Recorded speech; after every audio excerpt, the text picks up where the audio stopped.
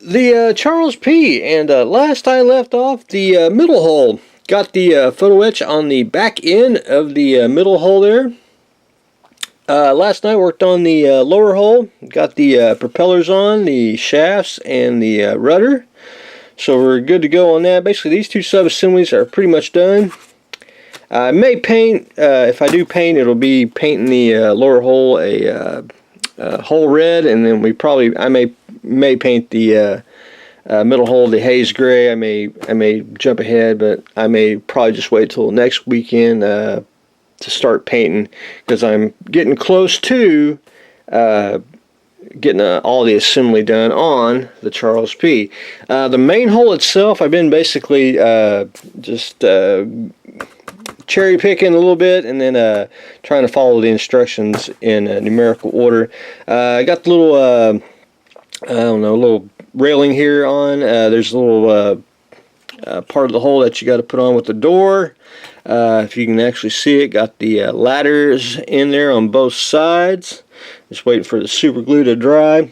And I just been adding, little parts here and there. That's I don't want to bore everyone to death. There's just little itsy bitsy parts that you got to put on, and hopefully we can get on a little bit more. I got to add a couple more photo etch doors on the sides, and I'll just continue on. Almost done with the main hole here, so we can. I don't want to paint quite yet. I can paint these two parts. That's not too bad, but I got to add the railing, which is where I put it. Gold metal here. We got to whip this out. We got to start adding, the railing here that goes on the side and all that, and it's just one of those time-consuming projects. But anyway, we'll have to. And I got to go. I got to go look at some instructions, and I got to go look at some pictures, because their instruction ain't quite as clear where things really should go. And if I see a picture, I can see where some of this stuff needs to go. But anyway, that is on the to-do list, and we'll try to get that started next week. But anyway, getting all just the basic instruction, where things go, just basically it came with the kit, trying to get all that on first, and then we'll go in and start adding the gold metal, and then of course we'll do some stretch sprue and do some wiring, or rigging on the mast there and a few other little places. But anyway, that is where I am on the Charles P. So we're basically getting close to taking care of all the instructions. It'll be on this page, whatever we have to do on there. But anyway, we'll try to get that accomplished sooner or later. But anyway, that is where I am on the Charles P. The airliners, I finished painting the white on them, and I used a surface primer, which I like the stuff. I like the Vallejo's primer. I think the only drawback is you got to keep it shaked up. That's the only bad thing about it. But other than that, it goes on great with an airbrush. And I got them on. I took some Future, sprayed the both planes, so they are good and shiny, and they're basically ready for decals. I think what I want to do is start putting the decals on, and then I'll probably paint like the propellers and whatever I got to paint odd after I get the decals on is what I'm probably going to end up doing. Just be a little easier doing it that way, and then I can seal everything off final once I get everything painted and all that. But anyway, there's that. So I'm going to try to do decals tomorrow is what I'm trying to plan, but we'll just see how everything goes.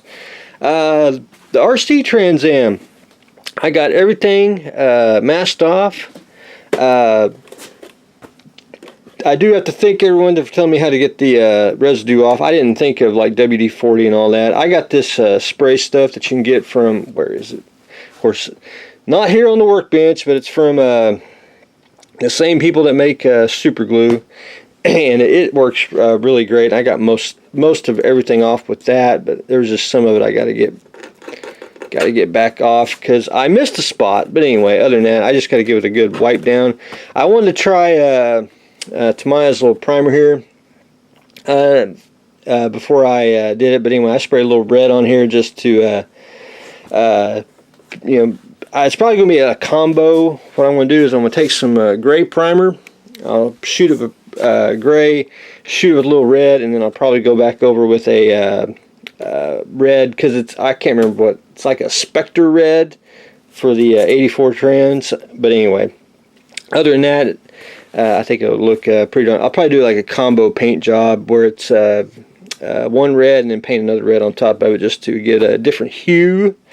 But anyway, I think it'll work out great. But anyway, we're down to the I gotta clean it one more time and then shoot it with the primer, and I gotta mask off the wheels and everything, and then we'll be good to go, ready to paint it, which I'm probably going to go paint it outside because it's 104 degrees and paint cures like that. So anyway, that's where I'm on that. So I'm going to try to get that accomplished today, and I got a few other little things I got to mask off, the headlights here and all that. But anyway, that is where I am on the RC Trans Am. Anyway, that's what I've got going on today. We're getting ready to paint the Trans Am.